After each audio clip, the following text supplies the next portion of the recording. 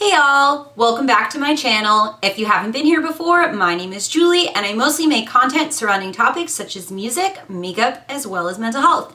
Today's video is music related, of course, because I am telling you about my top 5, yes, 5 favorite albums. This was very difficult for me to pick and I had to write out my reasoning as to why I had a top 15 and I narrowed it down to a 5. So anyway, let's get into it. Album number 5. So my first in my top 5, I'm going from least favorite to my absolute number 1 favorite album of all time here. So album number 5 is the album Feel Something by the band Movements. Now, Movements are a post-hardcore / emo band from California. Their debut album entitled Feel Something consists of a heavy mental health focus in lyricism, which of course sucked me right in. The band's energy and effort remain consistent on this release, and the debut of it seemed to be well received as well. Daylily, which is the second single off the album, I feel has an incredible backstory. So Pat wrote this story for his girlfriend at the time, who he explained in an interview struggled with depression, anxiety, as well as an eating disorder. He said she was in therapy and her therapist told her that there would be bad days, but that every good day could be considered a pink cloud day, hence the popular lyric in the song, "I think it's time you had a pink cloud summer." In this song, Pat is wishing for his girlfriend to find true happiness and be able to recover from her difficult mental health conditions. My favorite track on Feel Something is Submerge. In this song, Pat specifically speaks about feeling helpless and sorrowful. The song, like many others on this album, has a gloomy feel to it and it's perfect, I feel, for a rainy day or a long drive. Songs like this help me personally to tune into my own sadness and really allow myself to feel it. Beyond this, Pat is open about his struggles with depression throughout the album. The song Full Circle, for example, has a line, "It's not subjective, it's clinical." And I love that line because Pat is speaking on that his depression isn't a phase, it's not a mood. It's a legitimate, debilitating mental health condition that requires treatment. And this is the type of mental health advocacy that I like to see because we're speaking on the reality of the condition as opposed to further romanticizing or stigmatizing it. And I feel Movements really went about mental health advocacy the right way on this album. So my final thoughts on this album are that although many artists out there do discuss mental health, Movements specifically does so in a very articulate and accurate way. As I was saying previously, they don't romanticize mental illness with their lyrics. Instead, they utilize their lyricism to discuss how difficult it is to live with mental illness, and they are recovery focused. I also feel this album's unique due to the track entitled Deadly Dull that I believe pertains to Pat's grandmother who had Alzheimer's. They even linked up with the Alzheimer's Association for the music video for that track. Mental health advocacy is blatantly important to this band, which makes this band and album very important to me. This album will always hold a special place in my heart for its extensive mental health focus. Album number 4. Album number 4 is, you may have guessed this would be on here, it is The Black Parade by My Chemical Romance. Now, My Chemical Romance released the album The Black Parade in 2006. Stylistically, this album is classified as a rock opera, and the main character within the album is referred to as the patient. The album depicts his death, his afterlife experiences, as well as his personal reflections on when he was alive. The album begins with a track entitled The End. Gerard claimed that he utilized this track to say he's done impressing others and he's no longer giving in to trends. The patient, that main character, is also introduced in this song as he's asking his doctor to save him. My favorite song on The Black Parade, and probably my favorite song of all time by My Chemical Romance, is the track I Don't Love You. I find I Don't Love You to be extremely catchy and thoughtful. This song perfectly encapsulates the experience of heartbreak in an especially haunting way though, since the patient, that main character, is now dead. Gerard specifically mentioned that this song is about being dead and people still not liking you, which he felt resonated with the public's feelings about My Chemical Romance at the time. Gerard's vocals on this track, to me, are just unmatched. I don't know how to get more specific than to say it's just an incredible track. The track Cancer is also very emotional for me to listen to, both as an emo person who loves MCR and also someone who knows people who have struggled with cancer. This song, of course, is about having cancer and coming to terms with it. Beyond that, Gerard personally describes the track as both direct and brutal. He said his intention was to showcase what this disease truly does to people without holding back. This song has a strong piano presence as well, and that just makes it so much more beautiful to listen to, despite how tragic the concept of the track is. So my final thoughts to wrap up about The Black Parade are that it is a solid piece. No skips here. Any album I can listen to that brings up intense emotions in me is something I'm going to connect with personally. Although I am lucky to have my health, I do struggle with depression, so I can relate to the patient viewing his life as a joke, as well as him being unhappy with how his life played out. I think this is a concept many of us can relate to in particular. Beyond that, for people who have lost loved ones to cancer, this album has really hit home. It's definitely my favorite album by MCR because it tells such an in-depth, unique story and is a cohesive, well thought out piece. I will always love this album. Album number 3 on my top 5 is by the band All Time Low. All Time Low released an album. It was their 3rd full length entitled Nothing Personal. This album was released in the year 2009. Alex Gaskarth, the vocalist of All Time Low, explained in an interview that their music generally discusses difficulties they've endured in their lives. This specific album, he claimed, was a bit deeper, which I find so funny. I personally wouldn't say this album is actually that deep, especially in comparison to the lyrics that All Time Low has put out recently on their newest release, Wake Up Sunshine. I will say I feel this album truly represents the angst from 2009. This was my favorite album released that year in general. I played it constantly and it still resonates with me to this day. The album begins with the track Weightless, in which Alex talks about how much he doesn't want to grow up and enjoys being younger. He admits he's a mess, but he's hopeful this year will be his best yet. The hopeful opener, I feel, sets the tone for the remainder of the album. Other tracks on this album talk about casual hookups and alcohol, which to me, again, isn't really that deep. Over a decade ago, though, these lyrics felt deeper to me. I was a teenager at the time, and I had less life experience. The lyrics are sort of silly to look at now, but these songs to me are still classics, and they're still comforting for me to listen to. The track Sick Little Games is one of my favorite songs on this album. The line, "I'm having my doubts, I'm losing the best of me," resonated with me as an 18-year-old, and it still does even though I'm 29 now. This song discusses identity struggles in a simplistic and approachable manner. It's something I think people at any age could potentially relate to. As human beings, we're all constantly evolving, and we can't evolve without growth. Sometimes we may feel lost, like Alex describes here in the track Sick Little Games, and it's okay because that's part of our journey and that is how we grow. Now, the only song I look at differently than I did a decade ago is the track Therapy. When I was younger, I was forced to go to therapy and I hated every second of it.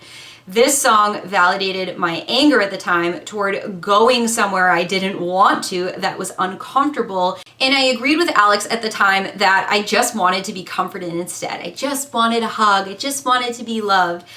But over a decade later, your girl has her master's in counseling. I know how important therapy is, and I know it can be painful.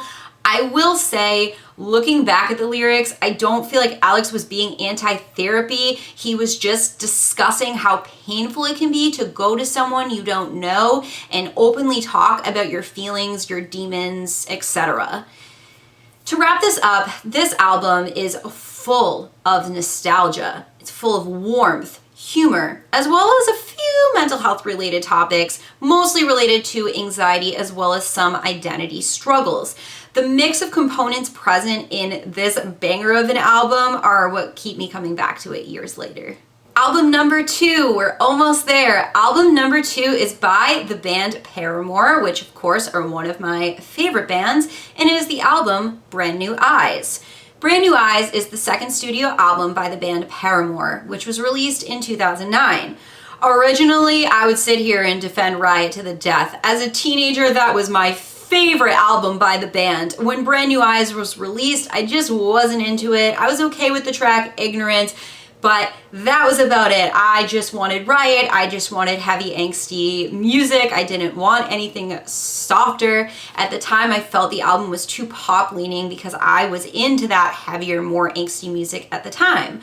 But my opinion on that in recent years has drastically changed now that I'm older and my preferences in music have shifted. I now mostly prefer softer music than when I was younger, although I still do love the heavy stuff, of course.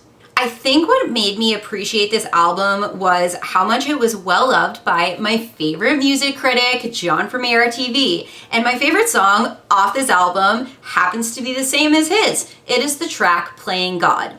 I think that song is so powerful and has an interesting concept. Haley describes this song as angry in nature within the lyrics, despite the upbeat melody. The line, "Next time you point a finger, I might have to bend it back and break it off," is a powerful line that pokes at, as she puts it, self-righteous people. Seeing Haley stick up for herself in an aggressive but appropriate way is really powerful to me now that I'm older. And I think it's important that we do stick up for ourselves and tap into our anger. It's okay to be angry. It's how we go about acting on it and what we decide to do afterward.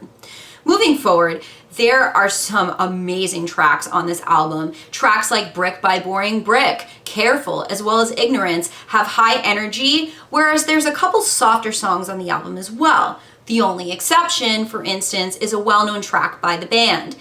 I didn't love this song when it first was released since it was on the radio and it made it popular, but now I have a deeper appreciation for it.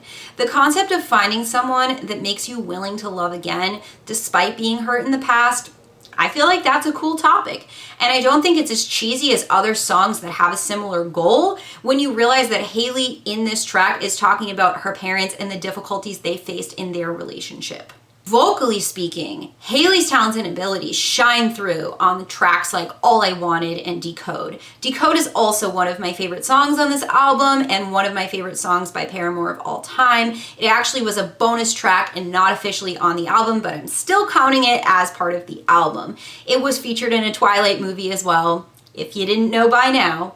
The instrumentation on Decode just makes you feel like you're in the woods on a crisp day, similarly to what the music video is. Decode was meant to follow the storyline in Twilight and depict the tension between Edward and Bella. Another track, Misguided Ghosts, I feel like has haunting but delicate vocals that I really enjoy as well. Wrapping up about this album, do I feel this is Paramore's best work to date? Yes, I do. I appreciate their other albums, and I did enjoy After Laughter since it was heavily mental health focused in the lyricism. This album typically doesn't bring out nostalgia for me since I didn't connect with it when I was younger. However, there are some nostalgic tracks like The Only Exception and Decode that I did connect to when I was younger. I probably listen to this album at least once a week because I just love it that much, and it deserves to be my second most favorite album of all time. Hayley Williams and Paramore in general are just such a talented band, and I'm so grateful for them. All right, let's wrap it up here. My number one favorite album of all time. You knew this was coming, but maybe if you're new here, you didn't. My favorite band in the whole entire world is Waterparks, and always will be until the day I die. Okay, that was a little intense, but I truly emotionally do feel that way. My favorite album of all time by Waterparks is Entertainment. Now it's funny because the fandom for this band typically doesn't agree that this is the band's best work, which it's understandable as this album is more pop leaning and also is fairly short. This album was released in 2018, and to me, it's my favorite because I feel like we see Austin's emotions in a raw way within the lyricism on this album. I just feel like he was so brutally honest when he wrote these songs, and I strongly connect to that piece.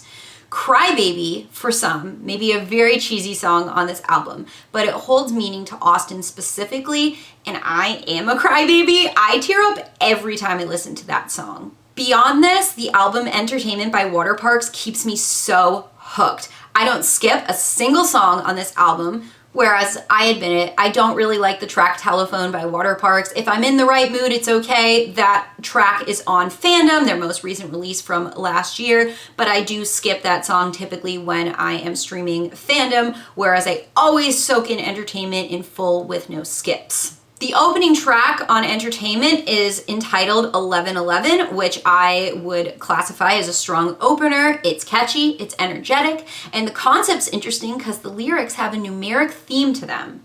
My favorite song by Waterparks is on this album as well. It is the song We Need to Talk. I probably would consider this song my favorite song in existence. It is a more pop-leaning track on the album, but to me it comes across as very heartfelt. I also love the instrumentation in this. I think it goes perfectly with Austin's vocals. I think the lyrical content is just wonderful. So the song is about a breakup, but it's specifically targeted at Austin's ex-girlfriend from what I'm aware of. The line, "I really thought you were my four-leaf clover," strongly resonates with me, as I too put my romantic partners up on a pedestal. When enduring a breakup, it can be hard for me to go from constantly praising someone to seeing the reality of who they actually are, which is what Austin is mostly discussing in this song. I really appreciate Austin's honesty in this track as he gets specific to incidents that transpired in his past relationship. To wrap up, because I could keep going and I don't want to, my favorite tracks on Entertainment are Crybaby and We Need to Talk. I still love the high energy in Tantrum and deeply appreciate that track because I love when the band does a heavier, more aggressive sound. I also like the title Tantrum because it showcases how truly angry Austin is in the song. The song discusses injustices and discrepancies that Austin has noticed in the music scene which have caused him to feel this anger. Austin's been vocal about his choice to abstain from drinking in the past as well, and this song discusses that it's difficult to be around other people in the music scene because they party so frequently and it can be such a common experience that Austin doesn't really want to be part of. I really love that this is mentioned because Waterparks in general has a predominantly younger fan base, and I think Austin is a good role model for the most part, especially with that track here. Entertainment by the band Waterparks allows me to tap into my emotions better. As I've previously mentioned, I'm someone who struggles to identify what emotions I'm experiencing, and I also unintentionally numb myself from my emotions by habit at times. When I listen to Entertainment, I laugh, I cry, I smile, and much, much more. I allow myself to feel anger along with Austin's. I soak up in sadness while crying along to Crybaby. This album has my whole heart. I love Entertainment and I love Waterparks so much. That's all I have for you today. Thank you so much for watching. Please give this video a like if you enjoyed it, and I would love for you to subscribe to my channel as well. You can follow me on all my social medias. They'll be down here. My Instagram's Julie_counseling. My Twitter's Julie Counseling with no underscore. My coaching Instagram, as I'm a certified personal trainer, is Julie_coaching. And I'll catch you on the flip side. Bye guys.